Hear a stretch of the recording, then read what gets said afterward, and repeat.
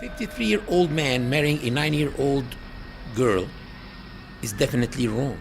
Today, in Cairo, New York, London, it's wrong because it's a violation of the law. Eudora Comnene, the wife of King Baldwin III of Jerusalem, was born in 1145. She became the wife of King Baldwin III at the age of 13.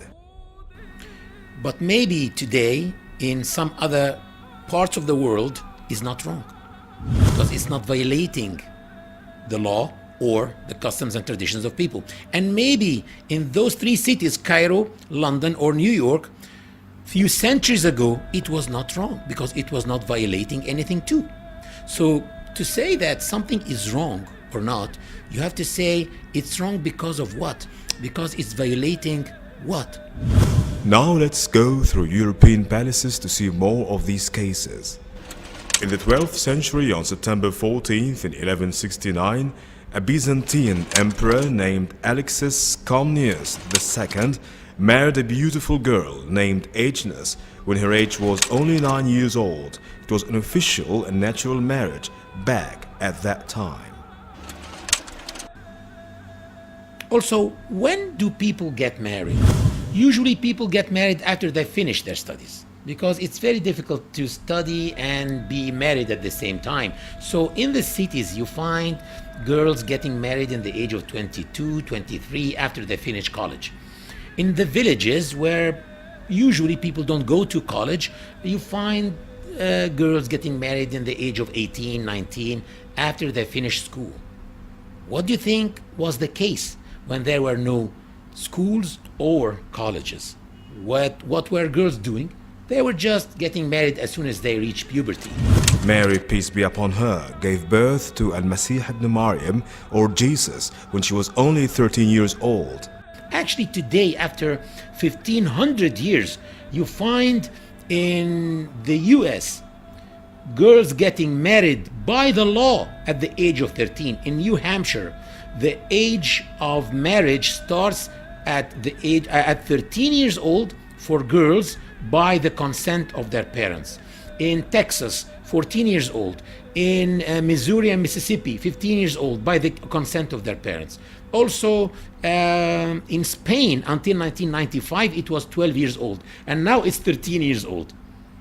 In Canada, 100 years ago, it was about 11 years old.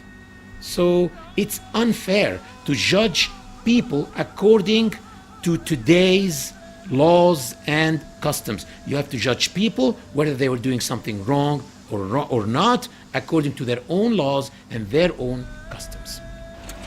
In 1184, Margaret, the Empress of Hungary, got married to Isaac II, the Byzantine emperor, when she was only 9 years old. This is why it's illogical to criticize the marriage of the Prophet Muhammad, peace be upon him, to Aisha, the daughter of the Prophet's closest companion, Abu Bakr.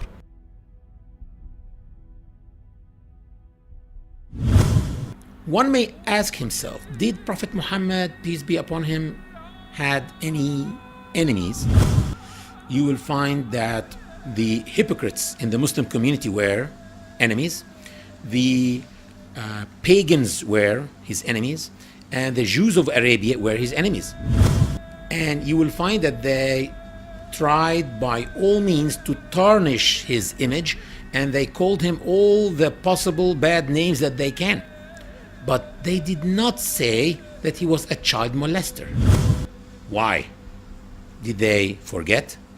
That would have been an excellent way to damage this man and this new religion, but they never used it because simply it was the norm to get married to girls at that age at that time. And for those who say that she was a molested child, molested by Prophet Muhammad, peace be upon him, I ask them, do molested children love their molesters? And if you want to read the perfect love story, Shakespeare, We all know this famous British outstanding playwright and his famous play Romeo and Juliet, with which the age of Juliet, the heroine of this play, was not more than 13 years old. I recommend that you don't read Romeo and Juliet, because actually Romeo committed suicide at the end of the story. Read Muhammad and Aisha, in the very words of Aisha herself, explaining how beautiful this relationship was between her and Prophet Muhammad, peace be upon him. Lady Aisha explains that he used to race with her, and she says that when he used to drink from her glass, he used to make sure that she sees him putting his lips in the same place where she was putting her lips and to drink from the glass. Lady Aisha says that when she used to say, "Oh my God, I have a headache," he used to say, "It's me who can sense your headache in my head." Lady Aisha was so proud that he died in her arms. على رهبوته المتبسم اقرأ نبي الله اقرأ وابتهل وبذكر ربك يا نبي ترنم